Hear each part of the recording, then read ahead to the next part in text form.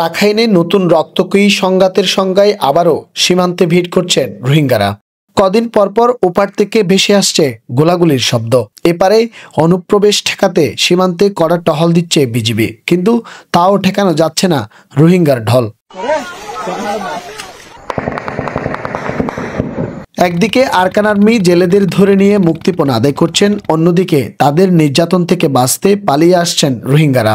তারা জানালেন মিয়ানমারে তাদের নির্যাতনের কথা।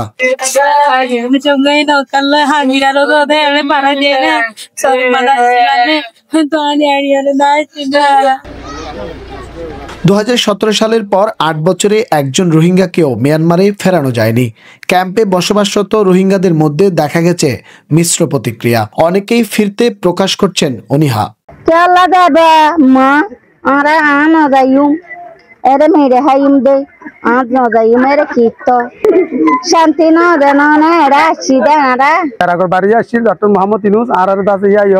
শান্তি পাবো হতা দিয়ে আর ঈদর মাঝে হেডে নোয়া সাইড ভরি বাড়ি বই আবার দাসে 25 তারিখ হেরিয়ে দাসে আর দাবি আনসাই ডক্টর মোহাম্মদ ইউনূস হাসান আর মান বার্মা ওয়াফাজ যাবল্লা দাবি আনসাই আর দেশে মা আর আবার যাবলে চেষ্টা করি, কারণ আর দেশে মা আর আলসাজ করি হাসকর্ম করে হাইতে পারি।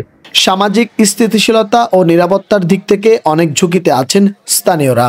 রোহিঙ্গারা মাদক ও মানব পাচারে জড়িয়ে যাচ্ছে বলে অভিযোগ তাদের, তাই তাদের ফেরত পাঠাতে জোর দাবি অনেকের। রোহিঙ্গাদের অবাধ যাতায়াতের কারণে, ক্যাম্পের বাইরে অবাধ বাধাহীন চলাফেরার কারণে আপনার মাদক অপরাধ, ছিনতাই, গুমকুম, অপহরণ বেড়েই চলেছে। যে শ্রমবাজার রোহিঙ্গাদের দখলে দিন দিন চলে যাচ্ছেন।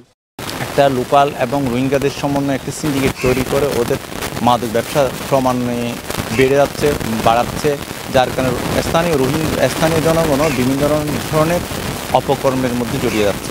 রোহিঙ্গা সংকট কাটাতে কক্সবাজারে শুরু হয়েছে 3 দিনের আন্তর্জাতিক সম্মেলন। দ্বিতীয় দিনে অংশ নেবেন প্রধান উপদেষ্টা অধ্যাপক মোহাম্মদ ইউনূস।